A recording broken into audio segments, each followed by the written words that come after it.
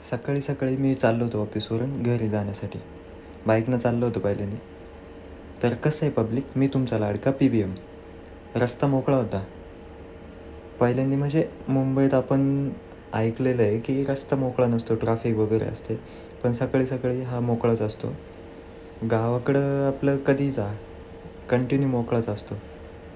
पण गावाकडे जी मजा आहे ना, ती शहरामध्ये आपण म्हणतो ना, नाही आहे.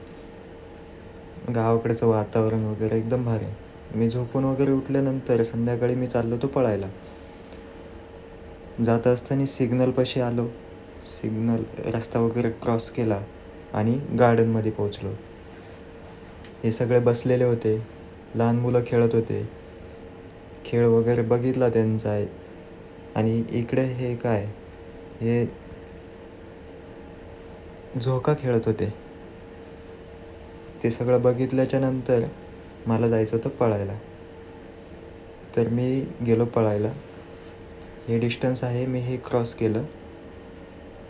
नंतर आलो गार्डनमध्ये. रात्र झालेली होती. मुलं इकडं खेळतच होते. थोडा वेळ झाला आणि बघतो का इकडं कबड्डी खेळत होती मुलं. तर हा होता माझा आजचा ब्लॉग. तुम्हाला कसा वाटला कमेंट करून नक्की सांगा. भेटूया नेक्स्ट व्हिडिओमध्ये. तोपर्यंत बाय बाय.